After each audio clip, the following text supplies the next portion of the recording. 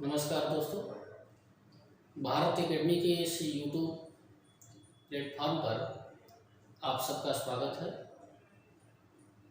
इस वीडियो में हम सब जानेंगे भारतीय शासन व्यवस्था के एक प्रमुख अंग प्रधानमंत्री के बारे में।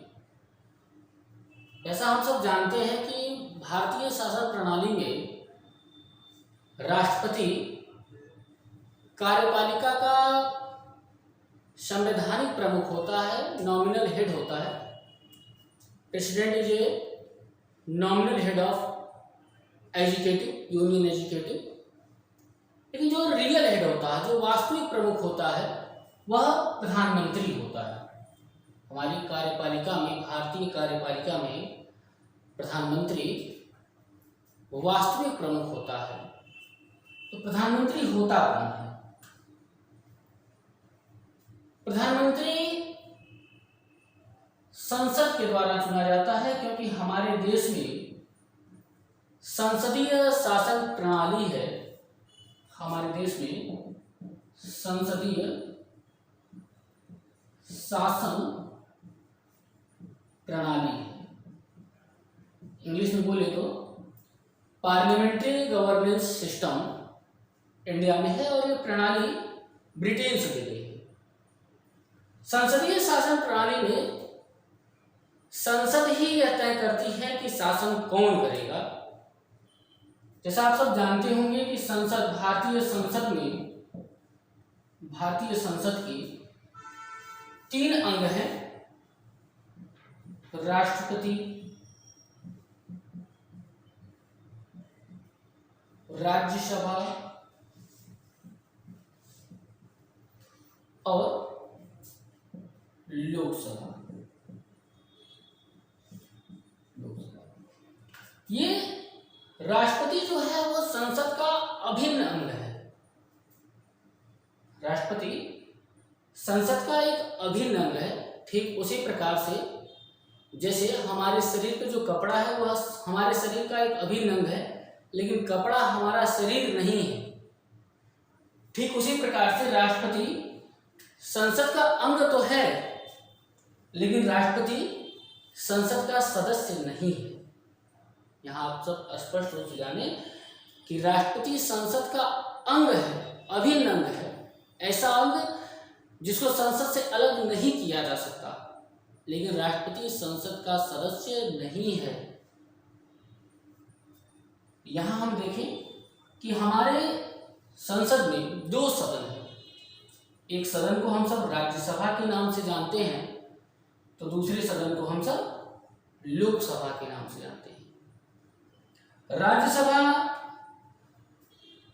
इस राज्यसभा के जो सदस्य होते हैं, यह प्रत्यक्ष रूप से जनता के द्वारा नहीं चुने हुए होते हैं, यह अप्रत्यक्ष रूप से चुन करके आते हैं।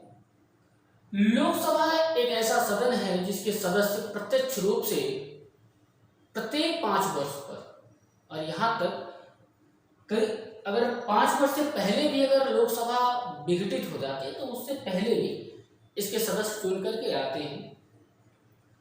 हमारे संसदीय शासन प्रणाली में संसद और संसद में भी लोकसभा यह तय करती है कि हमारे देश का वास्तविक प्रमुख कौन होगा।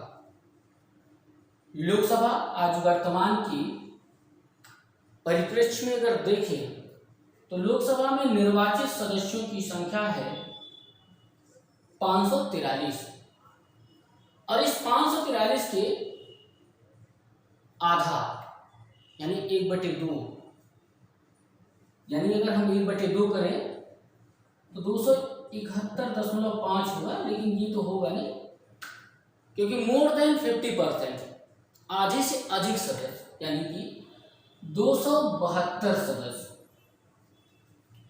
ये नंबर है। लेकिन किसी कारणवश यदि लोकसभा की कोई सीटें रिक्त होती हैं, या किसी संसद की मृत्यु के कारण, त्यागपत्र के कारण, या किसी भी कारण से 543 सदस्य ना होकर के 540 हों, 535 हों, 538 हों, तो इसलिए हम कहते हैं कि लोकसभा में आधे से अधिक सदस्य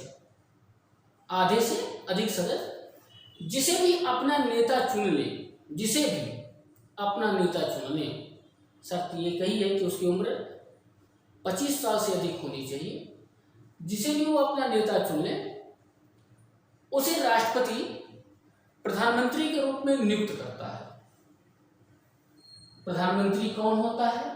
तो हमने बताया कि प्रधानमंत्री लोकसभा में बहुमत दल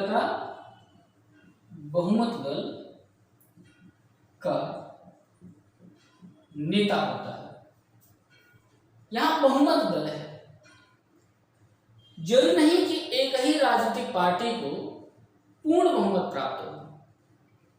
अगर एक ही राजनीतिक पार्टी को पूर्ण बहुमत प्राप्त नहीं होगा, उस अवस्था में, उस कंडीशन में 2 या 2 से अधिक राजनीतिक पार्टियां मिलकर के सरकारें चलाती हैं, यानी कि 2 या 2 से अधिक पार्टियां मिलकर के जब अपना नेता चुनती हैं तब उसे बोलते हैं गठबंधन दल का नेता।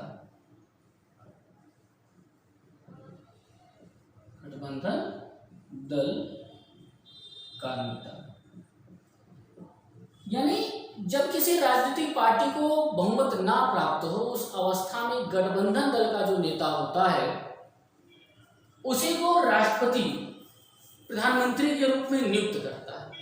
अर्थात राष्ट्रपति के विवेक पर यह निर्धारित नहीं होता कि प्रधानमंत्री कौन बनेगा, यह लोकसभा के सदस्य तय करते हैं कि प्रधानमंत्री कौन बनेगा।